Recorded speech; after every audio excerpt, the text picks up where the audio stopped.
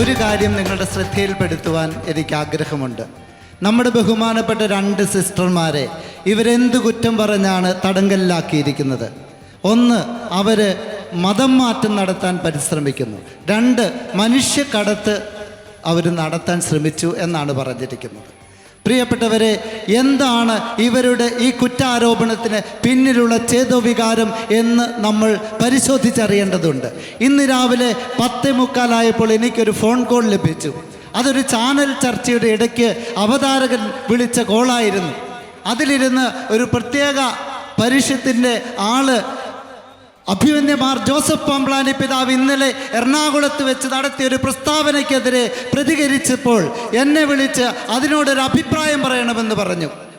അവർ പറഞ്ഞു, ഈ രാജ്യത്തുള്ള മതപരിവർത്തന നിയമങ്ങളെ കൂടുതൽ പ്രദേശങ്ങളിലേക്ക് വ്യാപിപ്പിക്കണമെന്ന് പറഞ്ഞു. അഭിമന്യ പിതാവ് പറഞ്ഞു, അനീതിപരമായ ഇത്തരം നിയമങ്ങളെ ഈ നാട്ടിൽ നിന്ന് നാടുകടത്തണമെന്ന് പറഞ്ഞു. അതിനെക്കുറിച്ച് എന്ത് പറയാനുണ്ട് എന്നോട് ചോദിച്ചു. ഞാൻ പറഞ്ഞു, എന്തുകൊണ്ടാണ് നിങ്ങൾ ഈ നിർബന്ധിത മതപരിവർത്തന നിയമമെന്ന ഒരു കെണി വെച്ച് ഞങ്ങളെ കുടുക്കുവാൻ പരിശ്രമിക്കുന്നത്? പ്രിയപ്പെട്ടവരെ, ഇതിൻ്റെ പിന്നിലുള്ളത് വളരെ ലളിതമായൊരു സത്യമാണ്. ഈ ഉത്തരേന്ത്യൻ ഗ്രാമങ്ങളിൽ പാവപ്പെട്ട മനുഷ്യനെ വിദ്യാഭ്യാസം കൊടുത്ത് ആതുര സേവനം കൊടുത്ത് നമ്മുടെ ഈ സന്യാസിനിമാർ, നമ്മുടെ ഈ സഹോദരിമാർ ശുശ്രൂഷിക്കുമ്പോൾ എന്താണ് അവിടെ സംഭവിക്കുന്നത്? വിദ്യാഭ്യാസം ലഭിച്ചാൽ മനുഷ്യന് വിവരമുണ്ടാകും.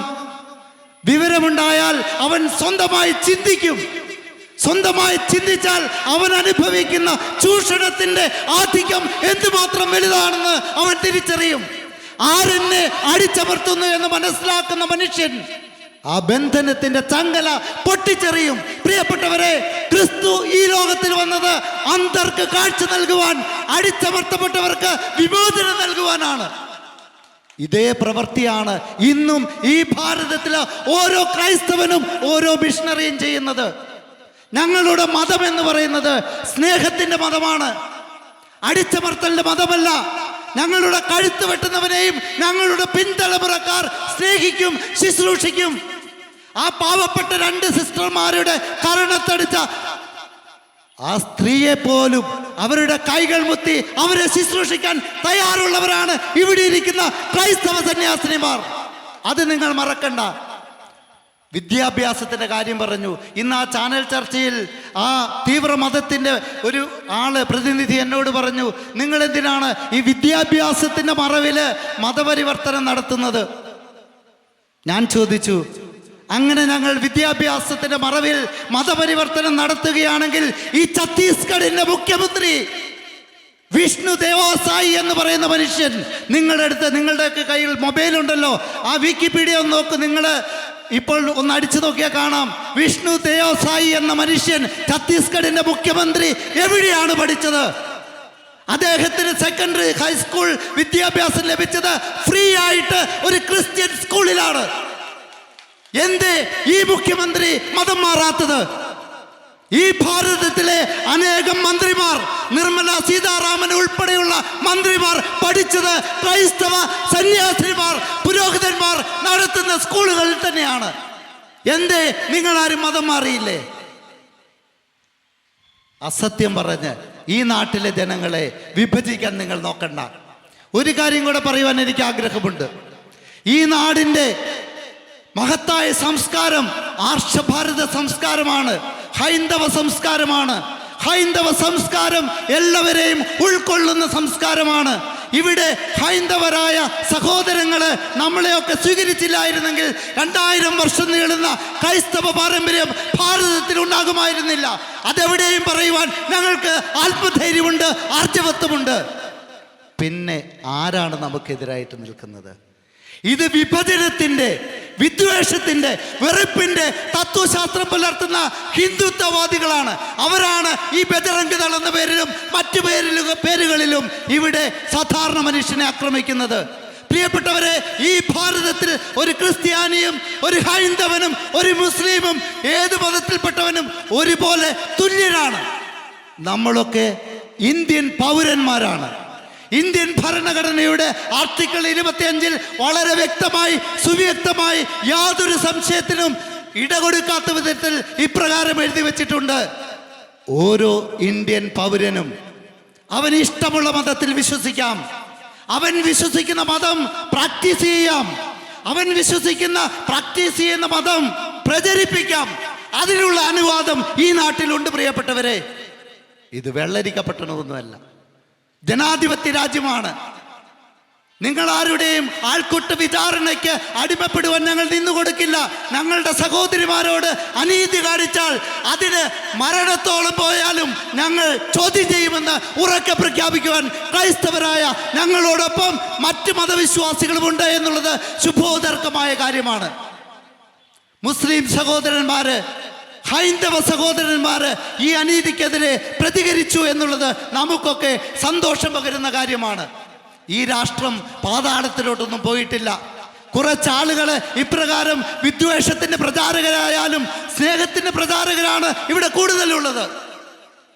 പ്രിയപ്പെട്ടവരെ, നമ്മുടെ ഭരണഘടനയെ വിഭാവനം ചെയ്ത അംബേദ്കർ പറഞ്ഞ ചില വാചകങ്ങളുണ്ട്. ഞാനൊരു ഹൈന്ദവനായി ജനിച്ചെങ്കിലും ഞാൻ മരിക്കുന്നത് ഒരു ഹൈന്ദവനായിരിക്കില്ല എന്നാണ് അദ്ദേഹം പറഞ്ഞത്. ഇതെൻ്റെ കണ്ടുപിടുത്തമല്ല, ഇത് നിങ്ങൾക്ക് നോക്കാവുന്നതാണ്.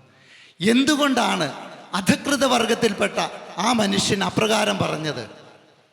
കാരണം താഴ്ന്ന ജാതികളിൽപ്പെട്ട നമ്മുടെ ഇന്ത്യൻ മഹാരാജ്യത്തിലെ സാധാരണക്കാരായ മനുഷ്യർക്ക് പൊതുസമൂഹത്തിൽ മറ്റുള്ളവരെ പോലെ ജീവിക്കാനുള്ള അവസ്ഥ ഇവിടെ ഇന്നുമില്ല.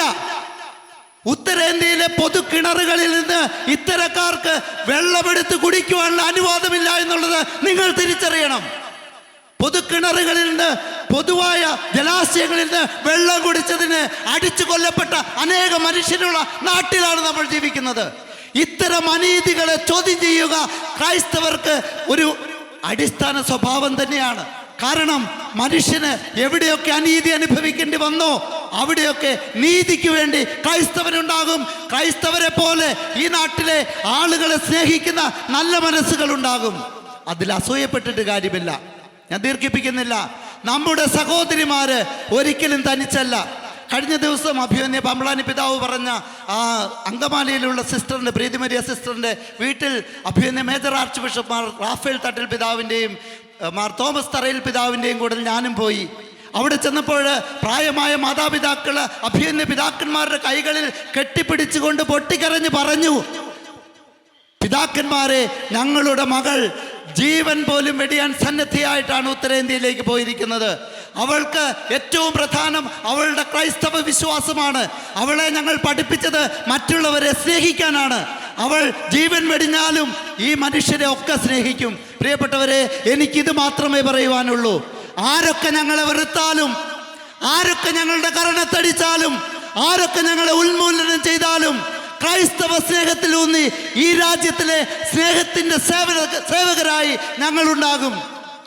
ഈ ഒരു ഉത്തരവാദിത്വം ഒരു കാരണവശാലും ഇവിടെ ഇരിക്കുന്ന ഒരു സഹോദരിയോ ഒരു സഹോദരനോ ഒരു ക്രൈസ്തവനോ എന്തിന് മനുഷ്യനെ സ്നേഹിക്കുന്ന ഒരു വ്യക്തിക്കും ഉപേക്ഷിക്കുവാൻ സാധിക്കുകയില്ല. നമ്മുടെ ഭാരതം യഥാർത്ഥ സ്വാതന്ത്ര്യത്തിലേക്ക് ഇനിയും നടന്നെടുക്കേണ്ടതുണ്ട്. എല്ലാവർക്കും തുല്യനീതി ലഭിക്കുന്ന, എല്ലാവർക്കും മനുഷ്യോചിതമായി ജീവിക്കാൻ സാധിക്കുന്ന സാഹചര്യം ഉളവാകുന്ന ഒരു കാലഘട്ടം കിട്ടുന്നത് വരെ നമുക്ക് ഒരുമിച്ച് പ്രവർത്തിക്കണം. നമുക്ക് മുമ്പിൽ കുരിശുകൾ ഉണ്ടാകുമെന്ന് നമ്മുടെ യേശുക്രിസ്തു തന്നെ നമ്മളോട് പറഞ്ഞിട്ടുണ്ട്.